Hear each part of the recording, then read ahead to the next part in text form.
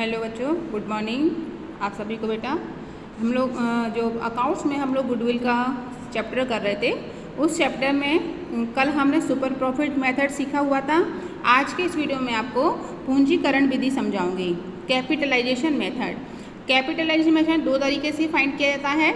सबसे पहला है औसत वास्तविक लाभ का पूंजीकरण करके और अधिलाभ का पूंजीकरण करके। यानी जब हमको क्वेश्चंस में अगर एवरेज प्रॉफिट दिया हुआ है और उसका कैपिटलाइजेशन करना है तो हमको ये वाला फॉर्मूला लगाना पड़ेगा, actual average profit into 100 upon normal rate of return. ठीक है। दूसरी कंडीशन, अगर अपन को सुपर प्रॉफिट दिया हुआ है यानी अधिलाभ का पूंजीकरण करके ख्याति निकालनी है तो super profit into 100 upon normal rate of return. ठीक है, ये दोनों फॉर्मूले हैं। ये सुपर प्रॉफिट मेथड से है, ये एक्चुअल एवरेज प्रॉफिट्स। ठीक है, दोनों कंडीशन में जो भी क्वेश्चन में पूछा जाए उसके हिसाब से हम क्वेश्चंस कर लेते हैं। अब जैसे कि एक क्वेश्चन आपके सामने एक एग्जाम्पल है, एक फर्म 30,000 रुपये वार्षिक लाभ कमाती है। एक फर्म 30,000 रुपये वार्षिक लाभ कमाती है। इसी प्रकार की फर्मों की सामान्य अर्जन क्षमता 10% है। वास्तविक लाभ की पूंजीकरण विधि से ख्याति की गणना कीजिए।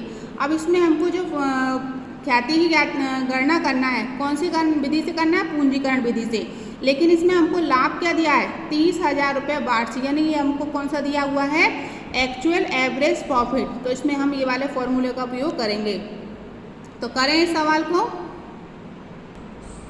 तो हमने क्या करा बेटा, सबसे पहले लिखा दिया है क्वेश्चंस में हमको क्या दिया है? एक्चुअल एवरेज प्रॉफिट बराबर 30,000 रुपये और नॉर्मल रेट ऑफ रिटर्न दिया है 10%। जो क्वेश्चन में दिया है वो हमने इसको उतार लिया बेटा।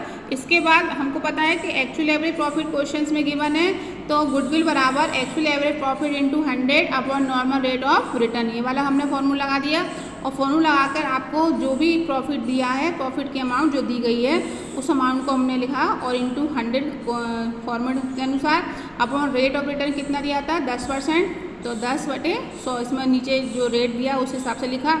0 से 0 से काटा, कुछ नहीं, इसमें कैलकुलेशन बिल्कुल भी नहीं है, बस 30,000 गुणा हमने 10 से करा तो हमारा जो आंसर आया वो है 3 लाख। तो हमारी गुडविल कितनी आ गई? 3 लाख। ये क्वेश्चन तो हमारा किससे था? एक्चुअल एवरेज प्रॉफिट के आधार पर ख्याति की गणना पूंजीकरण विधि से। अब नेक्स्ट क्वेश्चन में हम समझेंगे कि आपको जो सुपर अधिलाभ विधि से यानी सुपर प्रॉफिट मेथड से किस प्रकार उसकी गणना की जाए। तो क्वेश्चन समझे। आपको एक क्वेश्चन दिया हुआ है, देखें आप क्वेश्चन देखो। एक क्वेश्चन क्या दिया हुआ है? सूचना के आधार पर, निम्न सूचना के आधार पर पूंजीकरण विधि द्वारा ख्याति का मूल्य ज्ञात कीजिए। ठीक है, अब हमको याद रखना है, क्वेश्चन जब भी पढ़ो आप लोग समझ जाया करो कि फॉर्मूला कौन सा पूछा है। अधिलाभ यानी सुपर प्रॉफिट मेथड। तो हमको पता है कि जब भी सुपर प्रॉफिट मेथड दिया रहता है तो उसमें हमको नॉर्मल प्रॉफिट निकालना रहता है। और नॉर्मल प्रॉफिट किस पर निकलता है? जो भी हमको कैपिटल दी रहती है उस कैपिटल पर नॉर्मल प्रॉफिट की कैलकुलेशन की जाती है। ये चीज़ हमको याद है। अब हम देखें पूंजी पर प्रत्यय की सामान्य दर कितनी है? 10%। और हमको औसत लाभ कितना दिया है? 12,000। और औसत विनियोजित पूंजी कितनी है? 50,000। ये क्वेश्चंस में दिया हुआ है। अब हमको क्या करना है? इसका कैलकुलेशन करें। तो करें, सबसे पहले हम क्या निकालेंगे? नॉर्मल प्रॉफिट निकालेंगे।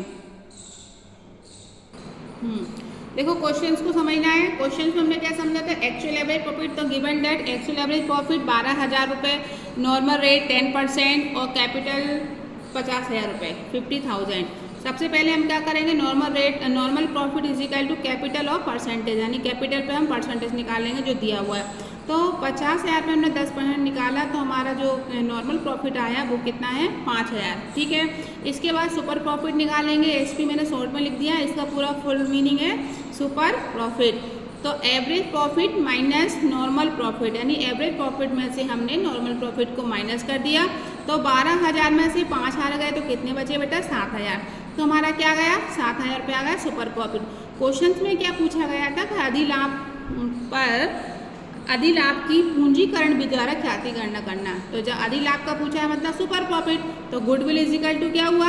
Super profit into 100 normal rate of return. ये हमने फॉर्मूला लिखा। उसके बाद जो अमाउंट थी सुपर प्रॉफिट की, अमाउंट कितनी आई थी? सुपर प्रॉफिट कितना आया था हमारा 7,000 रुपये।